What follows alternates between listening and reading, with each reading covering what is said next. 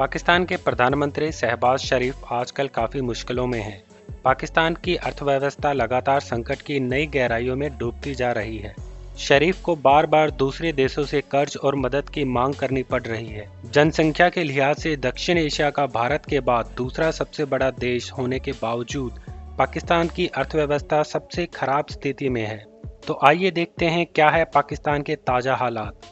6 जनवरी 2023 की स्थिति के मुताबिक पाकिस्तान के बैंकों में विदेशी मुद्रा 4.3 अरब डॉलर तक गिर गई है और वो रोज गिरती जा रही है। खाद्य सामग्रियों की घोर किल्लत है और उसके दाम लगातार बढ़ते जा रहे हैं। पाकिस्तान के बैंकों ने आयातकों को बैंक गारंटी देना बंद कर दिया है। इसके चलते कराची बंदरगाह पर हजारों टन अनाज, दवाइयाँ और अन्य आवश्यक सामग्रियाँ रुकी पड़ी हैं। पाकिस्तान ने 9 जनवरी को पूरी दुनिया के लोगों से अपील की कि पाकिस्तान के 4 लाख बच्चे बाढ़ से दूषित पानी को पीने के लिए मजबूर हैं और तकरीबन 1 करोड़ बच्चे भुखमरी की स्थिति में पहुंच गए हैं। खाने की वस्तुओं की कमी के कारण पूरे पाकिस्तान में मारपीट शुरू हो गई है। ईंधन के तेल और गैस की कमी की वजह से उनके उपयोग पर रोक लगा दी गई है। पाकिस्तान एक देश के रूप में दिवालिया होता जा रहा है क्योंकि विदेशी कर्ज भी 100 अरब डॉलर के ऊपर पहुंच गया है। इसमें 1/3 कर्ज जहां चीन का है, वहीं सऊदी अरब, यूएई भी कर्ज देने से थक गए हैं और अब चुप्पी साधने लगे हैं।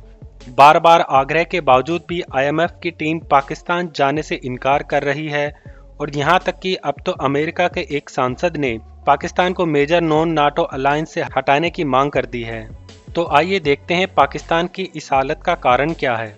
पाकिस्तान की इस हालत के लिए सबसे ज़्यादा जिम्मेदार है वहाँ की सेना, जिसने लगातार चुनी हुई सरकार का गला दबाकर रखा हुआ है।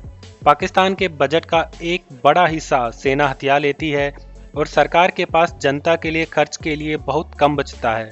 पाकिस्तानी जनता की सहानुभूति और समर्थन बनाए रखने के लिए सेना नागरिक मामलों में लगातार हस्तक्षेप करती है और जनता में भ्रम पैदा करती है कि पाकिस्तान में जो भी कुछ अच्छा काम हो रहा है वो सेना करती है और विदेशी नीति के मामलों में भी सेना की अहम भूमिका होती है। विदेशी नीति के मामले में शहबाज शरीफ इतने बेबस हैं कि 16 जनवरी 2023 को अल अरेबिया चैनल में इंटरव्यू देकर भारत के साथ दोस्ती की बात करते हैं और 17 जनवरी को सेना के दबाव में शर्तें लगाने लगते हैं। परमाणु हथियार भी पाकिस्तान की ताकत की बजाय कमजोरी में बदल गई है क्योंकि इसे संभालने का खर्च काफ़ी पड़ता है।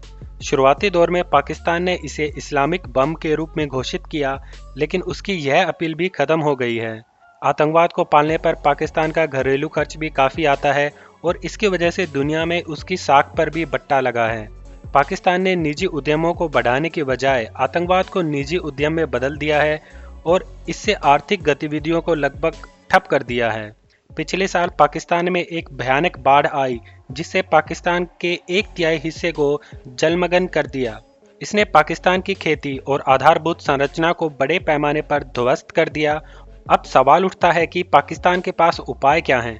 पाकिस्तान को अगर इस संकट से निकलना है तो सत्ता पर राजनीतिक सरकार की प्रमुखता को स्थापित करना होगा और सेना को हर व्यवहारिक रूप से राजनीतिक सत्ता के अधीन लाना होगा। सीमा के अलावा देश के अंदर की सेना की सभी गतिविधियों को पूरी तरह रोकना होगा और राजनयिक तौर पर भारत विरोध को त्याग कर भारत के साथ सहयोग की नीति अपनानी होगी। दोहरी नागरिकता की वजह से भी पाकिस्तान के लोग पूंजी लेकर बाहर चले जाते हैं, इसलिए पाकिस्तान को दोहरी नागरिकता की नीति भी पूरी तरीके से त्यागनी होगी। पाकिस्तान को आतंकवाद को अपने राजनयिक औजार के रूप में उपयोग करने की नीति भी खत्म करनी होगी ताकि सरकार के सभी महकमे इसी चिंता में रहें कि पाकिस्तान को और मजबूत कैसे बनाया जाए।